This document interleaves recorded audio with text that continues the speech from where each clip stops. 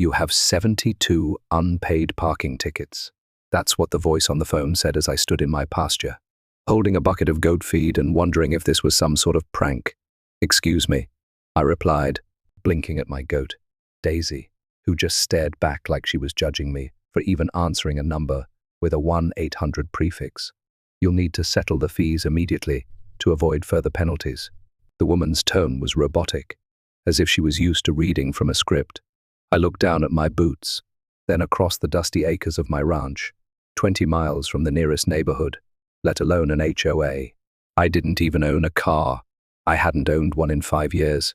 So, unless the goats were sneaking into town and parallel parking without me, someone was seriously confused or trying to scam me out of a serious chunk of change. At first, I laughed. The absurdity of it all felt like something from a comedy skit. I mean, who gets slapped with dozens of parking tickets when they haven't left the ranch in weeks, and their primary mode of transportation is a diesel ATV? But then, the official letters started arriving.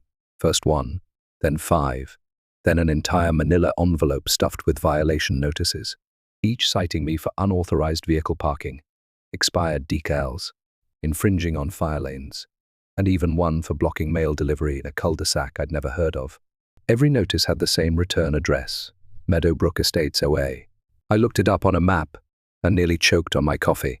It was a gated community clear across the county line, filled with pastel-colored homes, jogging, moms, and 0 livestock. I called the number listed, fully expecting to clear things up with a quick explanation. But after 20 minutes of bouncing between departments, I finally landed on someone named Trevor, who insisted I had registered 3 vehicles to their community. I asked him to name them: a red Toyota Camry, a silver Nissan Altima, and a black Escalade. I couldn't help but laugh again. I hadn't owned a Toyota since college, and who the hell was driving an Escalade in my name? "Sir," one said, struggling to stay calm, "I own goats, not cars. I think you've got the wrong guy." But Trevor was unmoved. "The system shows them registered to your address," he said flatly. "If you wish to dispute the lien, you'll need to speak with our compliance officer." Wait, lien. The word hit me like a punch to the ribs. This wasn't just some mistaken ticketing system. This was a financial attack on my land. Sure enough, a week later, a certified letter confirmed it. The HOA had placed a lien on my ranch for non-payment of over 80 parking violations. I couldn't believe it. My property wasn't even under their jurisdiction. I wasn't part of any HOA. I wasn't even zoned residential. Yet, somehow, this HOA had manipulated paperwork to tie my land into their domain. I needed answers, and fast. I started by driving into Meadowbrook, using my neighbor's truck since mine was loaded with hay.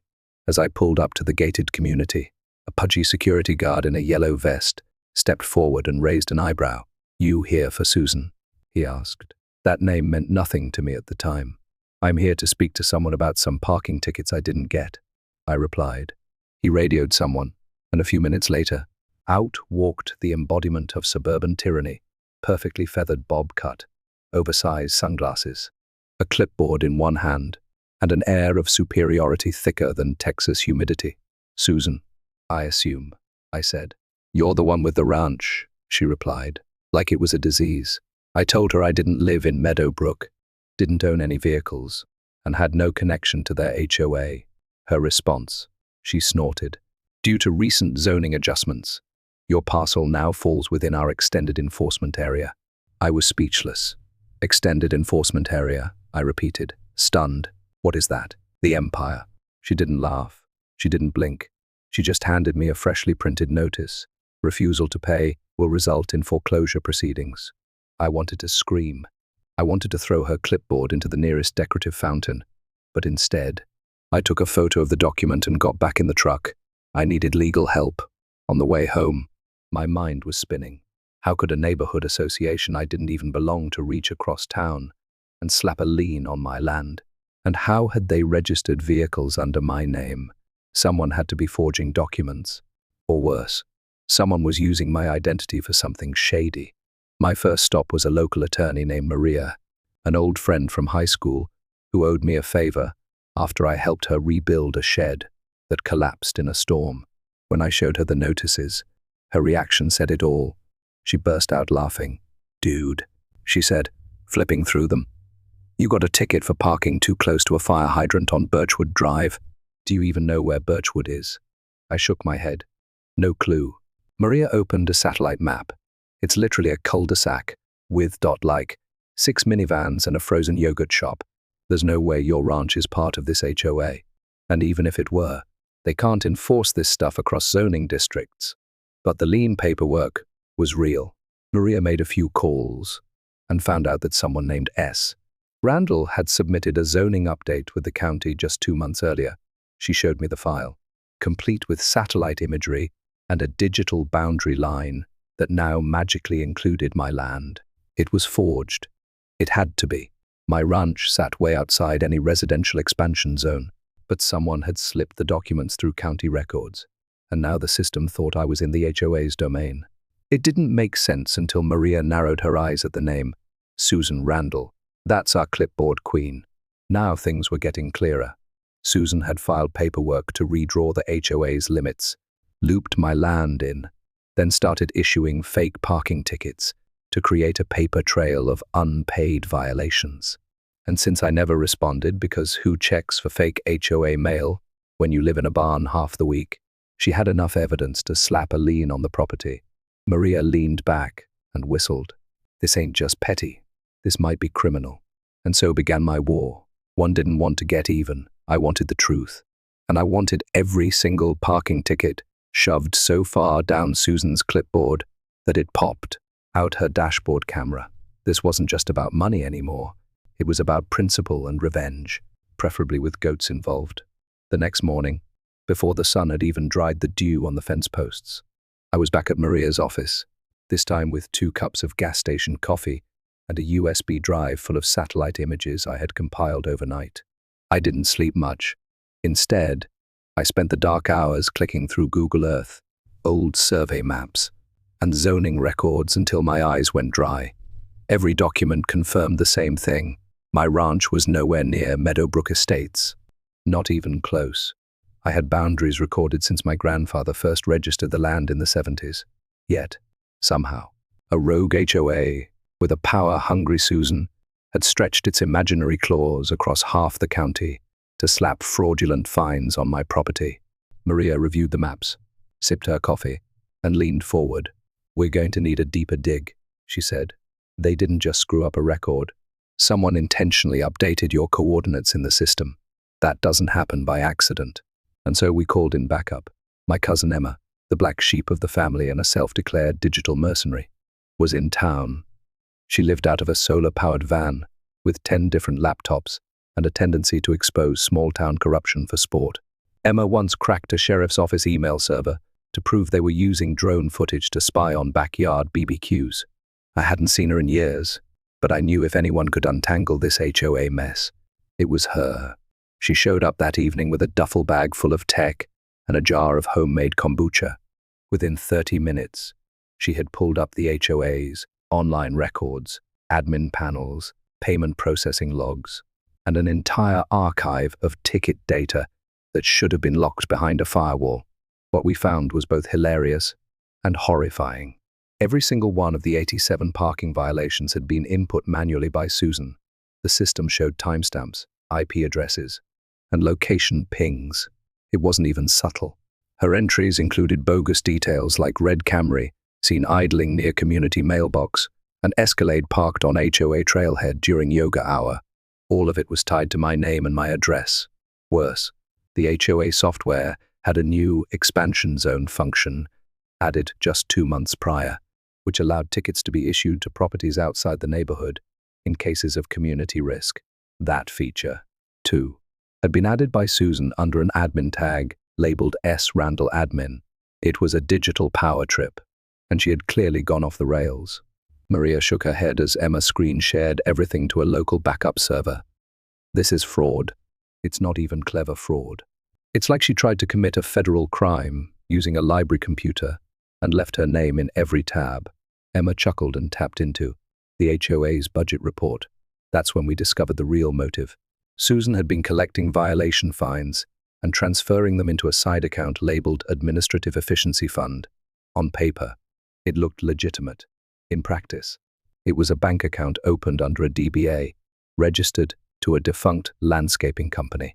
A little more digging revealed the routing number matched an offshore account, flagged in another state for a separate HOA embezzlement case.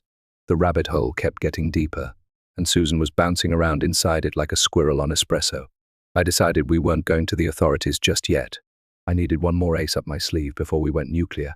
I told Emma to start printing every screenshot, every transaction, every GPS ping, every document she filed, every ticket timestamp. Maria contacted a local surveyor who confirmed my property had not, at any point in the last 40 years, been zoned under residential association management. We were assembling a war chest of evidence, but now we needed to drop it in the most public, humiliating way possible.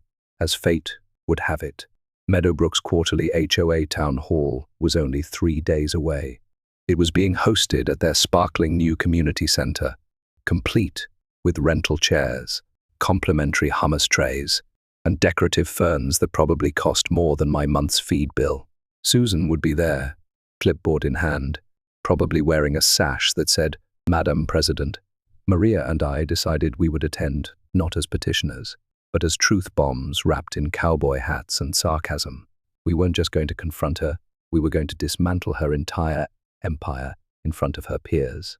The night before the meeting, I prepped like I was heading into a courtroom brawl. I printed out satellite maps in poster size, framed a copy of the LIEN, and laminated a selection of the most ridiculous parking violations. My personal favorite was one that claimed I had parked a black SUV inside the HOA's seasonal tulip garden during dusk meditation that same evening. Emma uploaded everything to a public Dropbox folder, just in case things went sideways. She even gave it a name, Operation Goatstorm, the day of the meeting. I wore boots that still had dried hay stuck to them and brought along a folding easel. Maria wore her nicest sports coat and carried a briefcase so full of evidence it looked like it had swallowed a fax machine. When we arrived at the HOA center, Susan spotted us instantly. Her smile froze halfway through a sentence, and her hand clutched her clipboard like it was a holy relic. "This meeting is for residents only," she sniffed. Maria calmly showed her the LIEN notice. "He's a resident now, remember? You claimed his ranch falls under your jurisdiction. So, technically, he has every right to speak." She narrowed her eyes but said nothing. The meeting began with Susan droning through committee updates and budget reports. Then came the floor time. Maria stood, introduced us, and stated our reason for attending. We were here to address an alleged lien filed in error and to present some documentation. Susan's face tightened. "You may speak for 3 minutes." Maria nodded, then stepped aside. I walked up to the mic, set the easel down, and pulled back the cover sheet to reveal a blown-up screenshot of one of Susan's ticket entries. The audience, mostly polite retirees and dog walkers, leaned in. I pointed at the screen. "This is a ticket for a red Camry, parked near Lot C, issued at 5:52 a.m. 2 weeks ago. That same morning, I was bottle feeding a sick goat named Patches. Here's the timestamped video, and here's the satellite image proving my ranch is 20 miles outside this HOA's map." I flipped to the next slide, a transfer record showing Susan's admin activity. Gasps followed, then laughter. Susan tried to interrupt, but Maria calmly presented the surveyor's statement, the bank account tracing, and the zoning record history. One resident stood and said, "Wait, you've been ticketing people who don't live here." Another pulled out her phone and whispered, "I think I got one of those too." The room was turning. Susan's cheeks burned bright red. She stood up, pointed at me, and yelled, "This is a coordinated smear campaign. He's not even a real resident." Maria calmly responded, "Then why did you place a lien on his property? You can't have it both ways." The board members looked uncomfortable. Some scribbled notes. One of them picked up his phone and walked out. Susan stood frozen, torn between rage and realization. She had been caught, not just in a mistake, but in a full-blown scheme that had now blown open in a public forum. I leaned into the mic one last time. "You gave me 87 parking tickets, Susan. I don't own a car, but I do own every receipt, every screenshot, and every second of video showing you lied. You may have tried to drag me into your HOA, But now I'm dragging your entire board into court." The room exploded, and Susan, she bolted out the back door, knocking over a hummus tray on the way out. Word of what happened at the town hall meeting spread faster than wildfire in a dry August. Within hours, someone had posted a clip of Susan storming out, hummus dripping from her designer flats, and it had already gone semi-viral on local Facebook groups, with captions like "Susan gets goated" and "HOA president gets ticketed by Truth." My cousin Emma, who had apparently uploaded the entire incident from 5 different camera angles, was now monitoring dozens of online threads where people from other neighborhoods were chiming in with their own HOA horror stories. Some even claimed they'd received similar tickets from Meadowbrook, despite never stepping foot in the place. The digital blowback was gaining momentum, but Susan wasn't finished. Not by a long shot.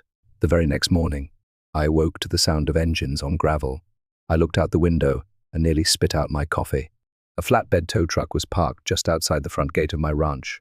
2 guys in reflective vests were standing next to my old wheelbarrow, debating whether it qualified as a vehicle under mobile property clauses. I stepped outside in disbelief, still in my boots and flannel pajamas. "Are you all seriously about to tow a wheelbarrow?" I asked. One of them scratched his head. "We got orders to impound non-compliant transport registered under HOA case file 94Z. That's a wheelbarrow." I deadpanned. "It doesn't even have an engine. It's literally older than both of you." The younger one shrugged. "Doesn't matter, sir. This came from the HOA. I asked who sent the order.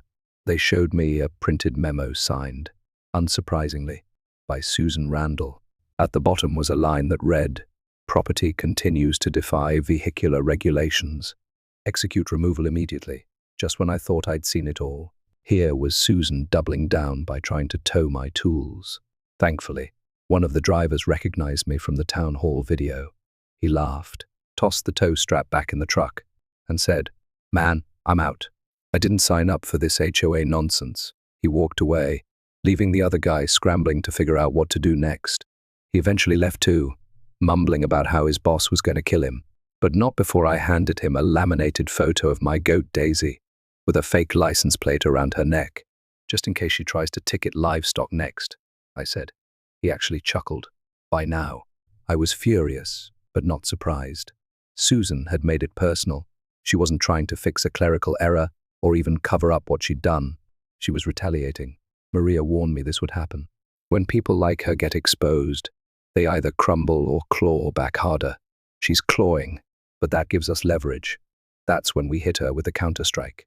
Maria filed a claim of property harassment and abuse of process in civil court, along with a counterlien against the Meadowbrook HOA's central asset, their community pool. The pool, it turned out, sat on a parcel of land that had an old deed tied to a developer who never officially transferred it to the HOA. That detail came from Emma, who spent 2 sleepless nights digging through dusty microfilm and real estate registries like she was solving a national treasure riddle.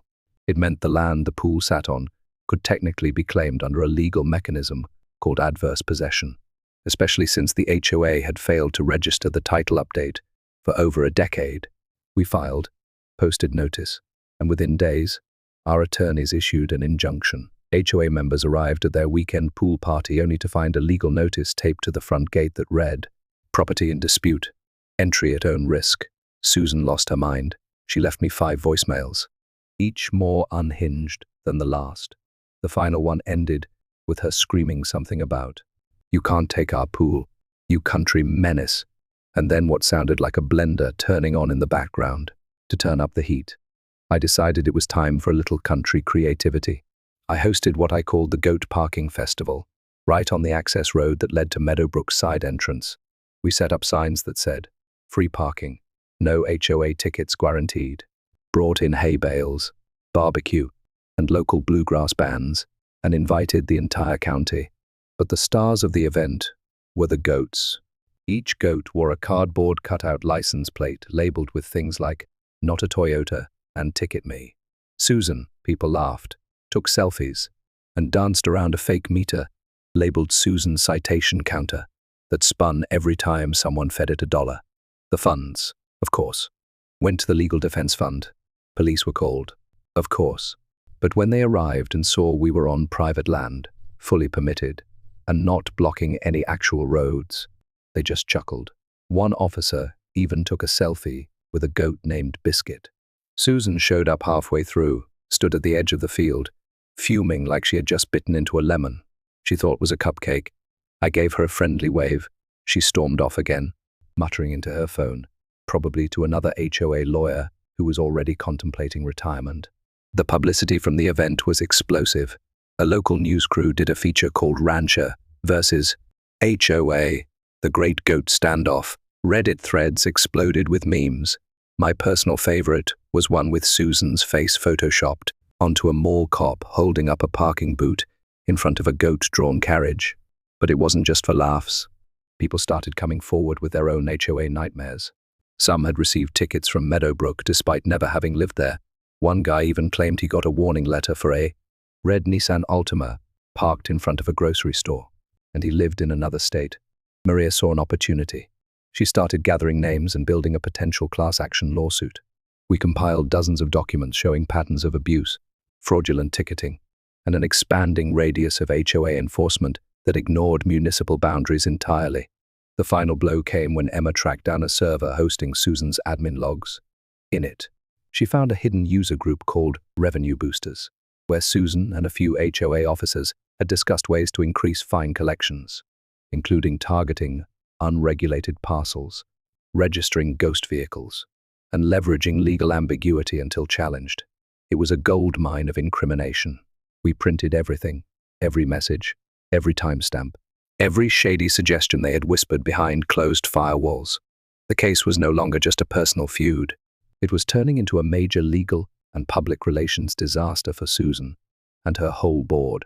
The pool was closed, the board was fractured, and Susan was now under the microscope of a half-dozen investigative reporters sniffing around her finances, her emails, and her bizarre obsession with suburban power. But even with all the wins piling up, I couldn't shake the feeling that Susan wasn't done yet. People like her don't back down quietly.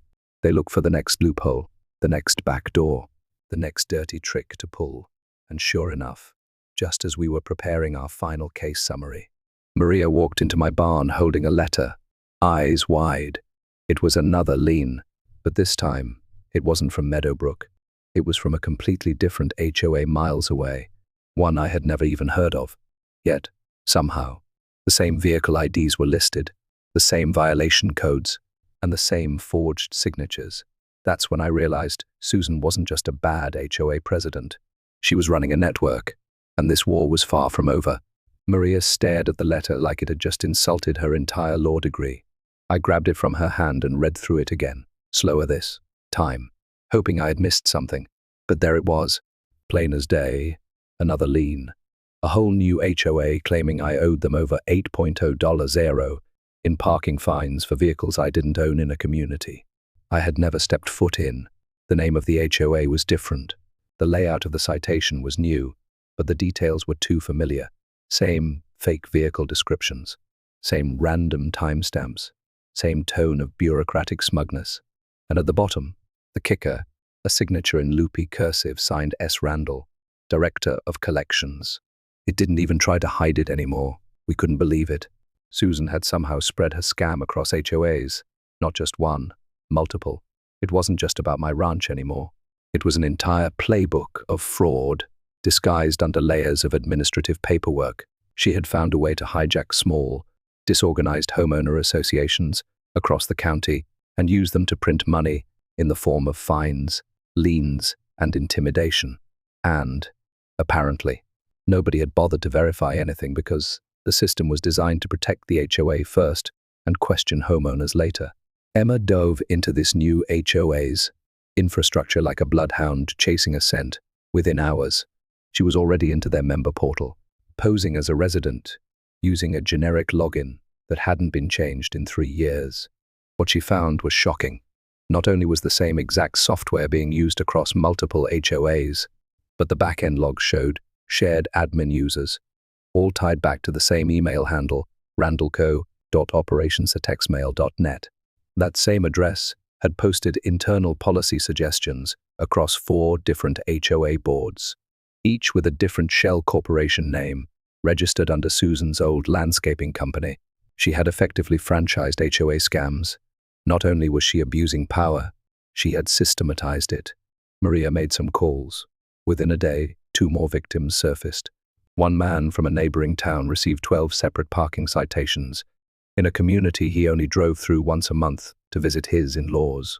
Another woman had a lien placed on her rental property after the HOA claimed her unregistered guests had overstayed parking limits on a private gravel driveway in a cabin area with no marked street.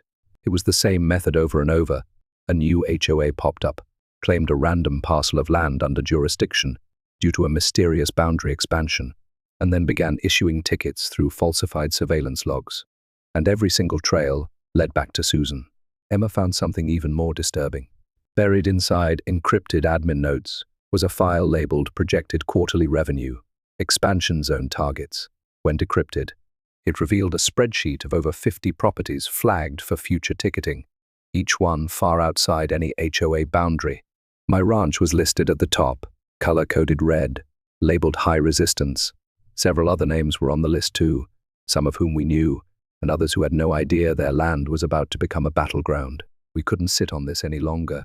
This had gone from petty fraud to a full-blown racket.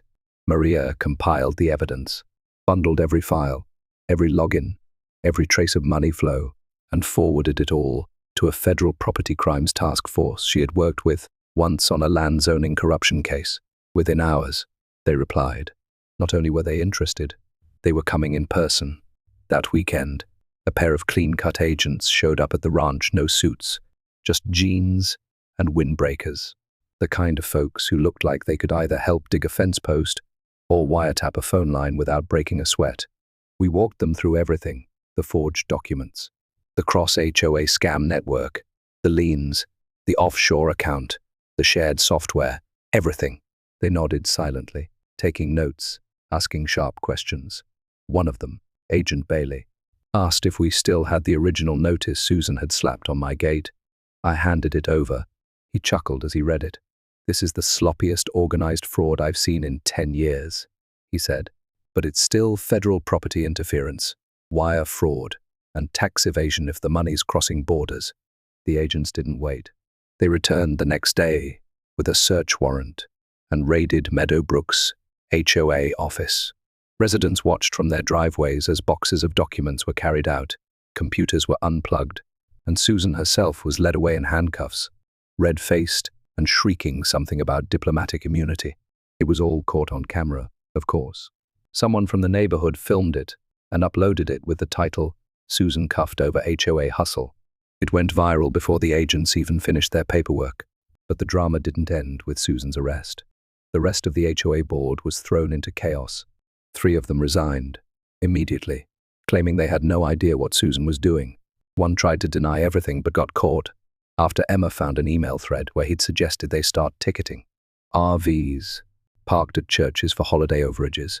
Another board president from a nearby HOA quietly disappeared after the feds visited his office. Turns out, Susan wasn't acting alone. She had built a little kingdom of clipboard tyrants who thought no one would notice as long as the forms looked official and the victims were too confused to fight back. The lien on my ranch was dropped overnight. All 87 parking tickets were declared void.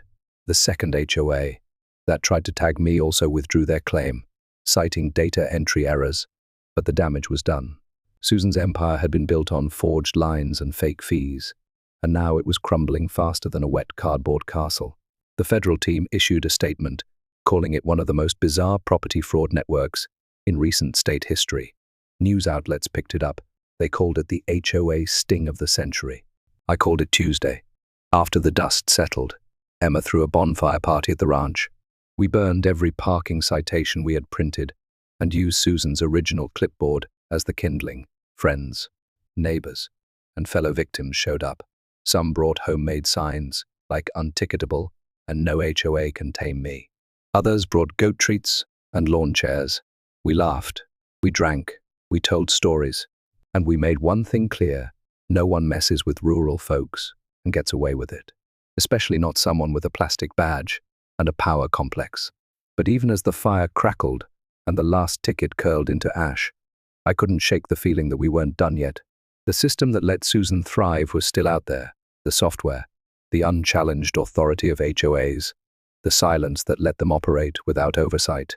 We'd taken down the Queen, but the board was still in play, and I had a feeling that if no one stood up to them, someone just like Susan would crawl out of the shadows with another clipboard, another smile, and another scam. So, I made a decision. I wasn't just going to protect my ranch anymore. I was going to protect every ranch, every cabin, every lot some HOA tried to claim with a fake map and a forged document. And that meant going bigger, going public, and maybe, just maybe, taking the fight to the place Susan never expected, a courtroom where the rules were real, and clipboards held no power at all. The morning after the bonfire, I stood at the edge of my ranch with a cup of coffee, watching Daisy the goat gnaw on a leftover cardboard citation like it owed her money. Smoke still drifted from the pile of burned paperwork, and ashes swirled in the wind across the pasture. The air was calm, but the storm we kicked up was just beginning. Maria was already on her way over, her phone buzzing with calls from reporters, lawyers, and folks from all across the country who had seen the footage, read the headlines, and realized they might have been victims too. It was bigger than just Meadowbrook, bigger than just Susan. We'd stumbled into something national, and now people were paying attention. That afternoon, Maria and I met with a group of attorneys who specialized in class action lawsuits. They brought spreadsheets, testimonials, property reports, and case files from multiple states. We weren't alone.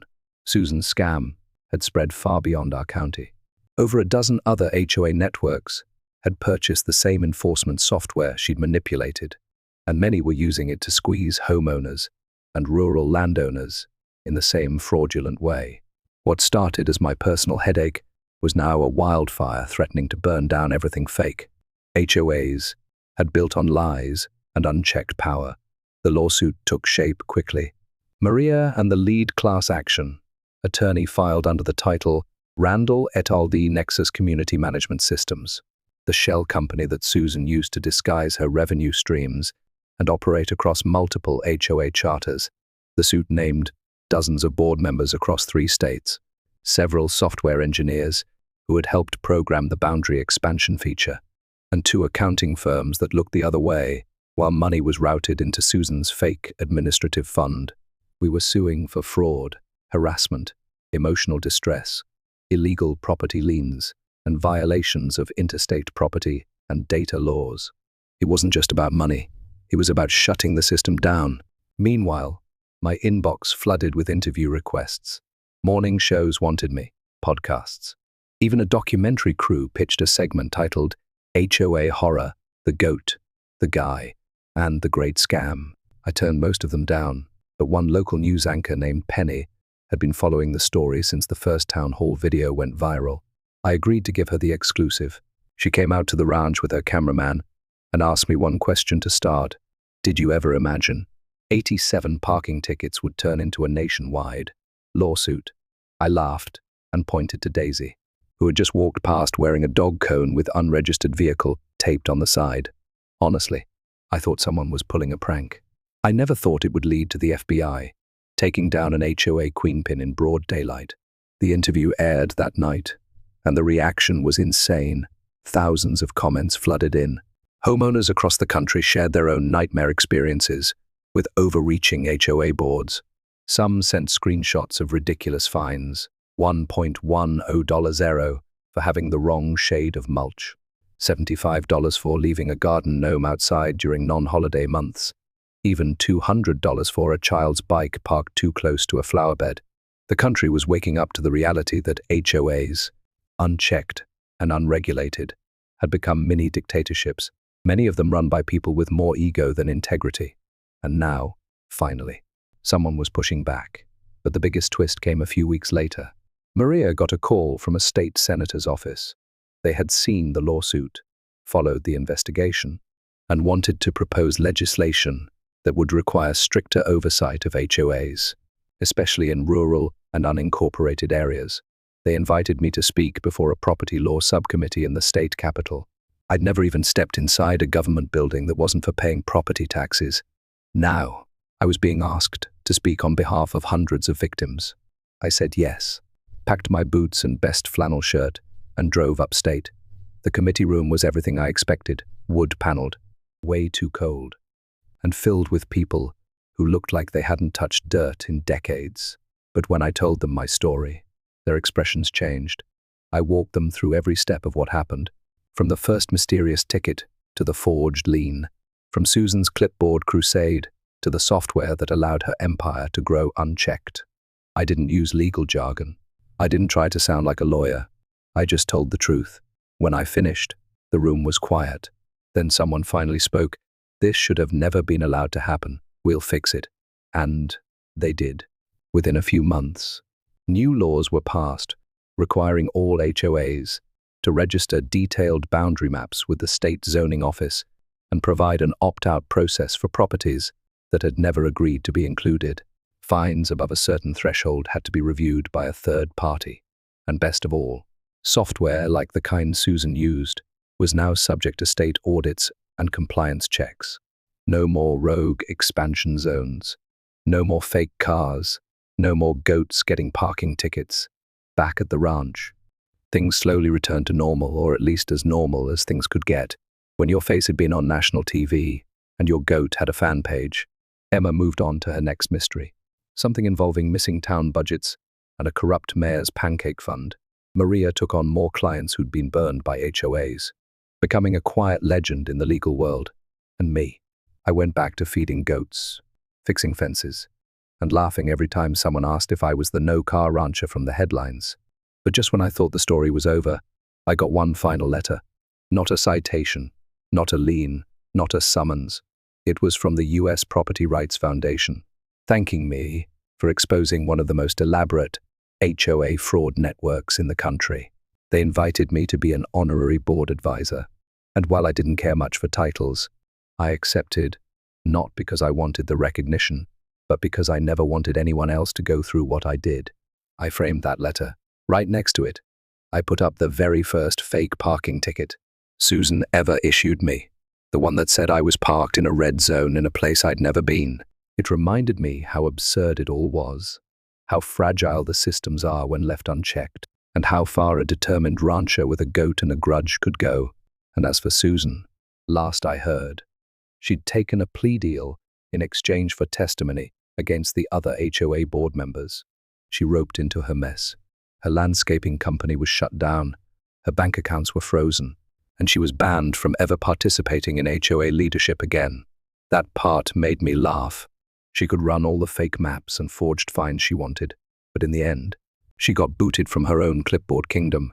Now, every time I hear someone complain about a crazy HOA, I smile and ask, "How many parking tickets did they give you?" When they say 1 or 2, I just shake my head and say, "You've got a long way to go before it gets interesting." Because once upon a time, I didn't even own a car, and still, somehow, I managed to take down a parking empire.